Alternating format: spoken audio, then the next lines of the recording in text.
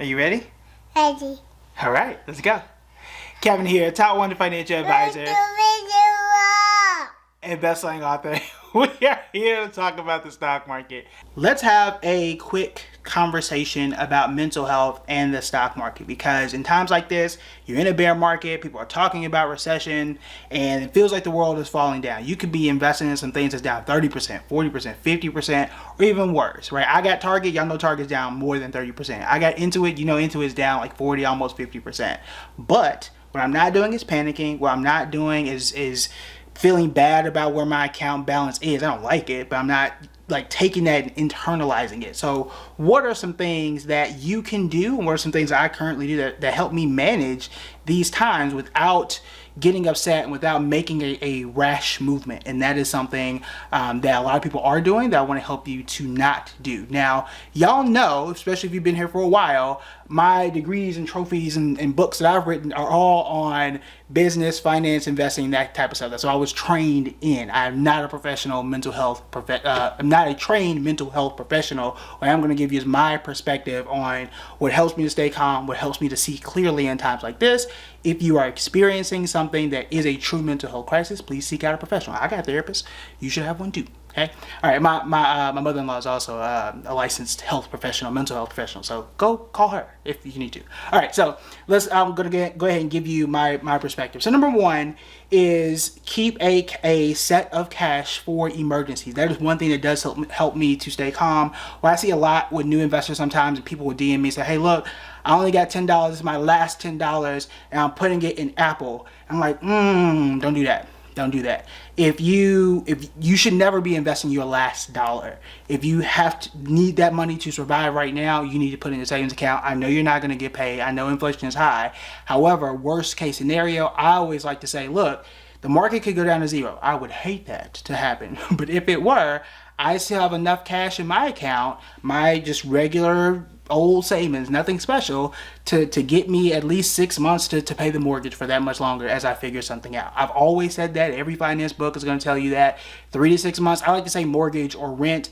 The technical term is really all of your living expenses, but you know exactly what your rent and your mortgage is, and you know when it's due. So I like to have that, put it in a savings account, don't touch it. Okay, it's boring, it's not gonna make me a lot of money, but that is one level of security so that I don't have to worry about checking my account every single day so I can get this money to go out and go eat. People who get upset and say, look, I can't withdraw my money, I can't take my money out and do this or that, or you violated some rule on any app that's out there, is because they don't have that first block of security. So that is what I say is the first thing you should do, even before investing, is securing yourself. Now I did take one psychology class in college, but we have what's called Maslow's hierarchy of needs. And before you can get to that self-actualization, the fun stuff, the dreaming, the journaling, and living your best life, you got to take care of like food, water, and air first. And when it comes to investing, I can invest for the next 10, 20, 30, 40 years until I have my first, like, whether it's $1,000, $10,000, whatever it is, have that set in stone. And you can both save and invest at the same time, but you have to have that. The other reason why you want to have it is if I run into an emergency, if I were to lose my job, I have to pull from my 401k, I have to pull from some of my investment accounts, which I don't want to have to do. But if I have to, I can go from the savings first because I'm not paying taxes on it, and I can get it immediately. If I have to pull something from my IRA or my 401k, it could take 3 to 5 business days at minimum to hit my checking account to take care of whatever emergency I need to have. So having that is my first security block. Say, look, market's down, I'm okay, I've got my savings, and that's going to allow me to have that money continue to invest and compound for the long-term future. So that's number one. Number two is to zoom out. Okay, take a step back and zoom out. Right now, we're in a bear market. But remember, if I zoom out just 2 years, the market today is where the stock market was in January of 2021. That's just a year. Okay, really a little bit more than a year, but like 2021. It's not all the way back to where it was in 1930. It's not back where it was in 2008. It's just back to where it was in January of 2021. Okay.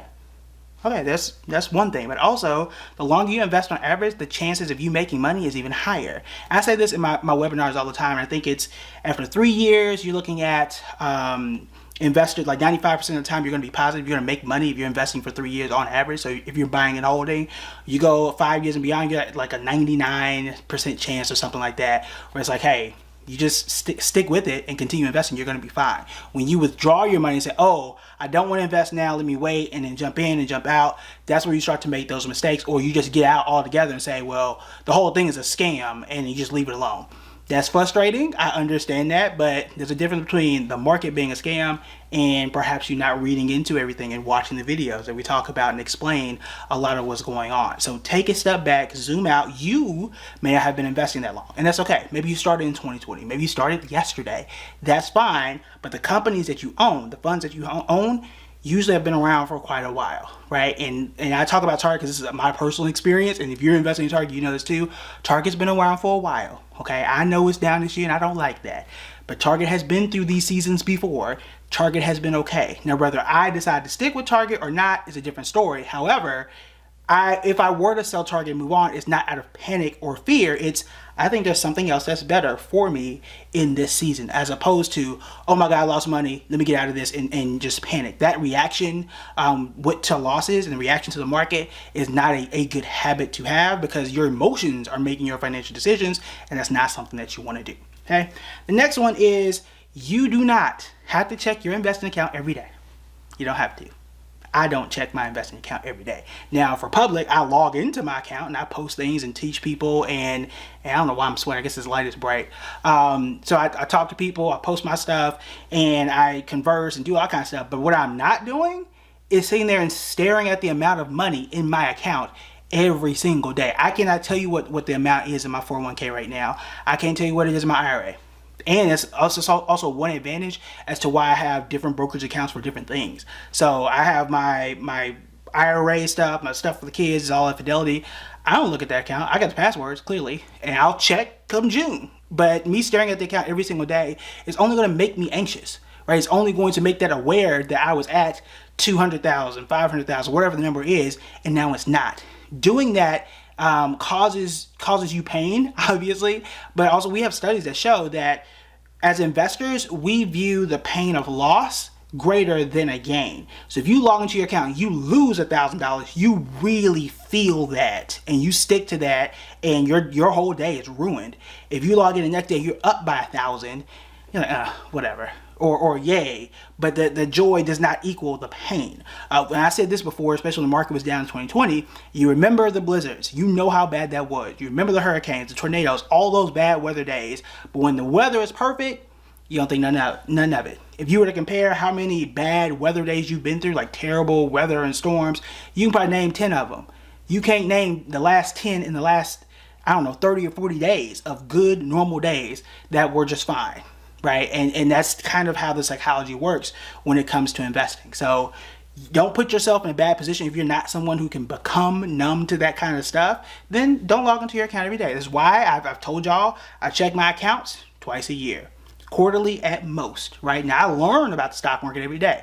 I read stuff. I have to do research for these videos. I watch the news. So I've gotten to a point where I can do that, but I have rules written down. I don't make no moves. I make no moves until end of June, end of December, right? So you may want to institute some rules for yourself. Y'all know also my rules. I go in and I buy on Fridays. So while I'm looking at the investment, but I'm not necessarily looking at the value of my account every single day. And I don't think I'm looking at it per month. I don't think that is a good thing for you, because again, you're going to react and probably overreact to what's going on in the market. Okay.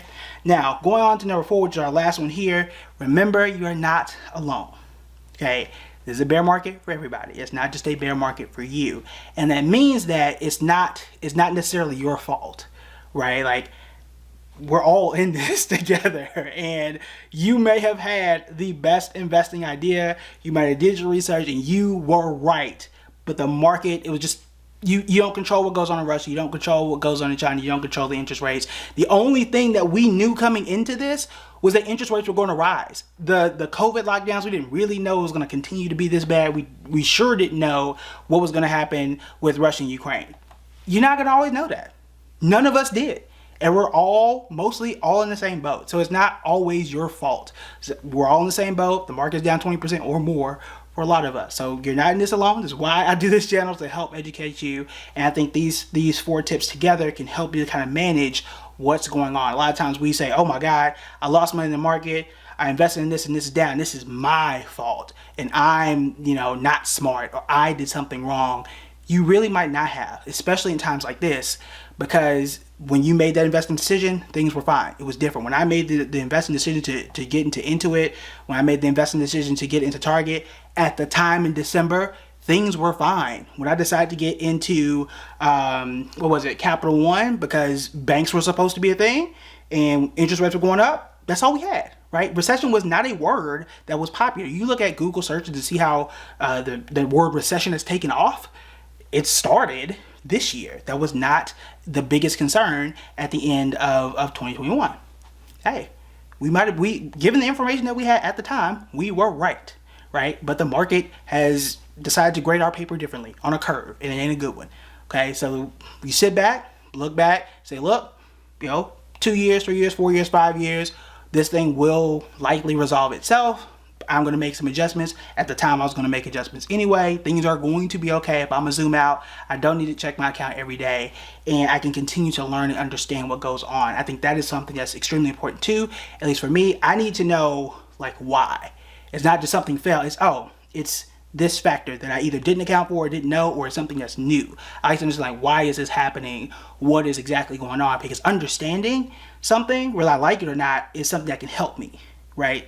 And it's not something to be feared, because when you don't understand is when you really start panicking, right? But if you understand, this happened, which means this and this, okay, maybe I'll hold it or maybe I won't. Just like we talked about yesterday, when I talked about Intuit and Peloton, it's not just that people aren't buying Pelotons and the pandemic is mostly over. It's, you're losing money, a lot of it, and this other company is not. So now I understand that, I can make a better decision. So I guess that's the 5th tip, if you want to say that. All right, so that is it for me today. Just wanted to help alleviate some stress, perhaps. Again, I'm not a licensed medical professional. I'm more of a stock market guy, but did want to kind of give those tips out because I know it's something that's weighing on a lot of people. And I listen to y'all. I'm in the comments, I'm in the Instagrams and the Twitters, but it's really hot and everything else. So I wanted to just kind of help y'all out. Hopefully the video works this time, because yesterday, I don't know, it just uploaded without the video. That was really strange. So anyway, there's that. So this weekend, I've got some new stuff coming up. I'm also supposed to go on vacation. I will still be posting videos in some format. We'll see. Perhaps they'll be pre-recorded. Maybe I'll take the camera. We'll see. And then also we do exclusive videos. I'm trying to get some special stuff for our members only group. There are some company breakdowns there and some things that we go into much greater detail on the members only. There's a join now tab at the bottom, and it's also in the description if you want to join that. All right, that's it for me. Talk to you later.